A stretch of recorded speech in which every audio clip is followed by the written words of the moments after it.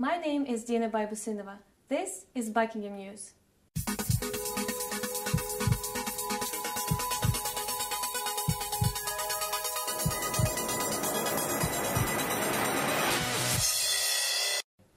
Three students' flats were gutted by fire on Wednesday evening. 2 fire engines from the Buckingham station were called to Mitre Court on Hunter Street to deal with the blaze, which is believed to have been caused by a candle. Ingrid Hoja has the report. At around 6:40 in the evening, the student residents of Mitre Court noticed fire coming from the windows on the courtyard side of the development. Gosh! What? Okay. After alerting security, they called Buckingham Fire and Rescue, who responded with 2 appliances. Firefighters used 1 hose reel and 2 sets of breathing apparatus. No one was seriously injured, but the tenant of the room where the fire started was taken to hospital after suffering from smoke inhalation. As you can see, the fire has caused damage that will cost over £15,000 to repair. The fire authorities have said that the most likely cause of the fire was a candle that was left unattended. But an investigation is underway. 3 students have been taken to alternative accommodation. While candles make a beautiful feature in any room, university regulations strictly forbid the use of candles, rice cookers, incense sticks, shisha pipes, and any other heaters or naked flames in accommodation rooms. Tampering with fire alarms is a criminal offence. One of the flats was well alight, completely unsurvivable, but it was really good to see that all the students had evacuated and that we weren't having to make rescues. 2 breathing apparatus team with a hose reel entered the premises and were confronted with an awful lot of heat, as I say, completely unsurvivable, probably in the region of 600 to 700 degrees C. Fortunately, by the time we got there, it burnt through and vented through the skylight, which made the conditions better for our crew, who were able to extinguish the fire fairly quickly. This is Ingrid Hoja reporting for Buckingham News. New plans for the student union budget were recently announced. Meg Pettit went to see what the SU is spending their budget on. The student union recently announced plans to rename the OTM bar and create their own merchandise. We spoke to the president of the Students' Union, Adebayo Razak. So why are they renaming the OTM bar and what will it achieve? The essence of doing this is to create that brand, which is the student union, in the mind of the school and that of the students as well too. And to create that linkage between the student understanding that this is their own place in the school. What sort of products will the student union be manufacturing? We're looking at merchandising in areas of, key holders, wristbands, pens, and other things that we're looking at, highlighters and utility products, because that's the whole idea is not just about profit making. It's not, the desire is not to make profit. However, the desire is to target products that are utility products that students will constantly engage with. And by constantly engaging with this product, they constantly engage with the logo of the union. We are working within a budget of £8,500. There's also that continuous, translation of that message that the student union is all about you. So there's that constant feeling that, when they have their keys on them, they have the student union around them. New merchandise on the way and the renaming of the OTM and refectory. Time will tell if it will attract more students. This is Meg Pettit, Buckingham News. Now you may not know that Buckingham has no drinking zones, and by drinking in those areas you risk getting a £500 fine. Helen Thane has this report on drunken and antisocial behaviour in Buckingham. Buckingham Police have launched a series of operations to crack down on drunken and antisocial behaviour, seizing large amounts of alcohol and issuing warnings over violations of no drinking zones. Inspector James Davies of Buckingham Police spoke to us about the need for no drinking zones in Buckingham and the consequences of antisocial behaviour. Things that would normally be a crime but are your usual, littering, people drinking in the street, being noisy. That's generally what antisocial behaviour is. In August 2012, there were 20 reported cases of antisocial behaviour in the Buckingham area. Is drunken and antisocial behaviour a growing problem in Buckingham? I noticed that there was a big issue. If it was in a bigger town, you wouldn't notice it, but because Buckingham's quite a small town, it's more noticeable. Antisocial behaviour is the second largest reported crime in Buckingham. The people that have been involved in it have been arrested recently and are currently in prison, so it's since reduced quite a lot. Where are Buckingham's no drinking zones? Generally, within the ring road, it's quite a large area. There is nowhere within town centre that you're able to drink outside. There are signs.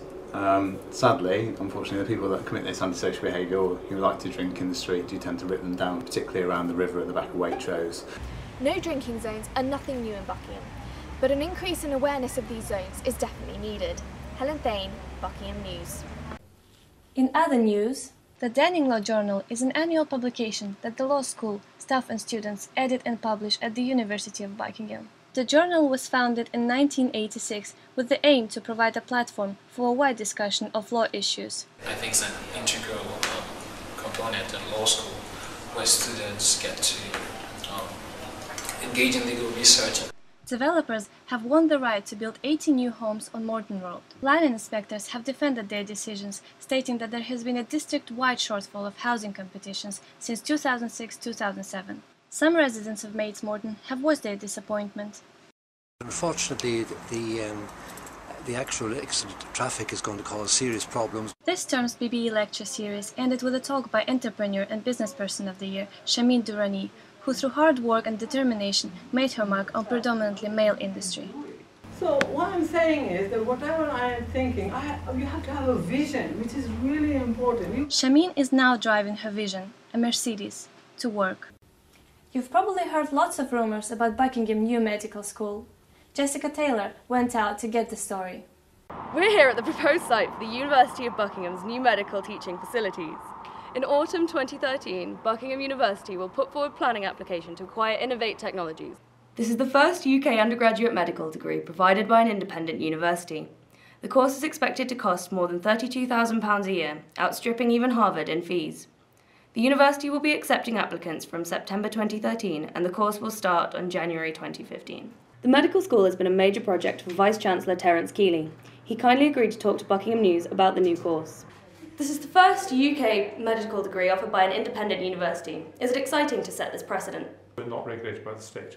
The state has made a decision that it's not going to create any more medical schools. So if we were a conventional British university, independent, or rather private, but nonetheless regulated by the state and funded by the state, we wouldn't be able to create a medical school. The course is expected to cost in excess of £32,000 a year. Is this just to keep in line with overseas fees, or is there another reason? Applicants are rejected even though they're perfectly good. So we're actually offering British and other EU students an option that's currently not available, which is to still go to British medical school, paying the full fees. It's taken 7 years to get the medical school this far, and it wouldn't have happened at all without help. The details. We would never have got where we were without two men in particular. If Mike Cawthorne, who is the overall head of the medical school, he's head of the Claw Lab and he used to be Dean of Science here, hadn't been driving this project now for some 7 years, and if Carol Sikora hadn't been driving it again for some 7 or even longer years, we wouldn't have got where we were. We're also incredibly lucky in our colleagues. We spoke to Carol Sikora, Dean of Medicine at University of Buckingham, about the proposed course. It allows us to change the model. I mean, the area is highly regulated by the General Medical Council, so we can't change it too drastically, but we can certainly look at exciting ways to train students. It's faster than most courses. Well, that's all for now. We'll be keeping you updated on the progress of Buckingham New Medical School as it progresses. This is Jessica Taylor for Buckingham News. Now over to sport with Camilo Martinez. Thanks, Dina. Following a disappointing result last week, the University of Buckingham Football Club looked to bounce back and pick up their first point of the season. Alex Biddle reports. The University of Buckingham Football Club had 2 games this week against Southcott and Wycombe. Both games were played at home. The University easily pushed aside a weak Southcott side with some clever football, and a hat-trick from Shannon Birchall made sure of a demanding 8-1 victory following a disappointing defeat last week.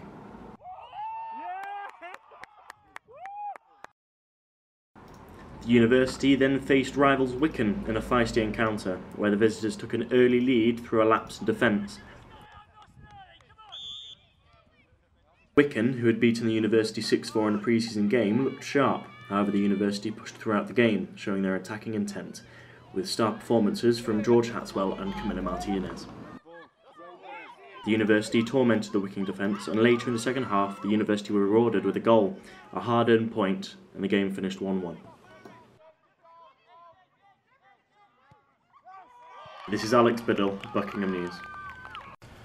Basketball, a fast-paced, physically challenging sport, has become very popular among students recently.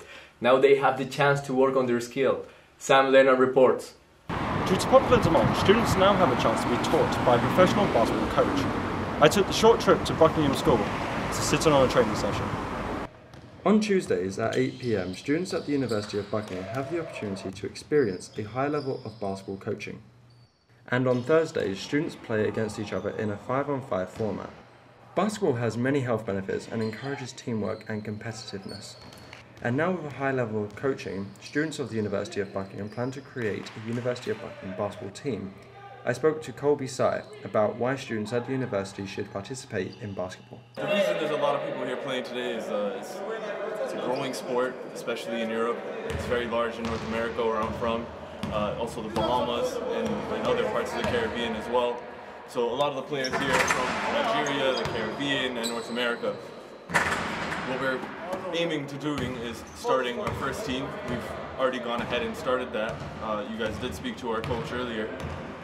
So me and myself and Ryan Sands, we're trying to compose a culture here that's ongoing, just like the UOBFC, just like the football club here. Something that's a sport that we can play inside a league. Would you play other universities? Yes, we play Cranfield in the varsity tournament. We are trying to play other universities at the moment. There's a few that are in the works. Oxford is one. We're trying to get our team up to par with those teams so we can play against them in the future in league matches and not just exhibition matches as we've been playing in so far. After sitting in on a training session, I can see why so many students enjoy the sport. Let's hope basketball at the university progresses further over the coming terms. This is Sam Leonard, Buckingham News. Back to the studio. On Tuesday this week, some poetic justice was served by Professor Stefan Holling at the Radcliffe Centre. Yumna Najdi went to investigate. Intimidated by all things poetic? Fear not, for the university's very own Professor Stefan Havlin hosted a lecture at the Radcliffe Centre about the role of poetry in education.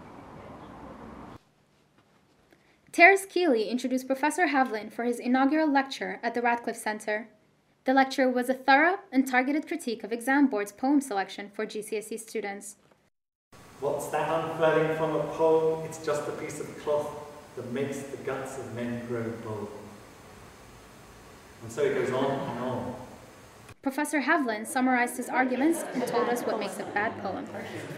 It's one where language is used cheaply and shoddily, where it's used without thought, where it's used efficiently rather than with any depth, with any connection to emotion, or with any connection to deeper life. In my view, they need to improve what they're doing. I think the boards are setting very poor, shallow syllabuses. If you go through those syllabuses, you will find only a very few really good poems. England's one of its greatest artistic traditions is poetry. Italy beats us with visual art. We have this incredible poetry, and we should be exploring it and enjoying it. It may be bad prosody that he's shunned, but Professor Havlin gave a lecture with rhyme and reason. Yumna Najdi, Buckingham News. Finally, we would like to ask our viewers in Buckingham to be on the lookout for this missing puck. Ollie was last seen at 2 p.m. on Wednesday. Please call 0785 2426 000 if you have any information. Thank you for watching and see you next term.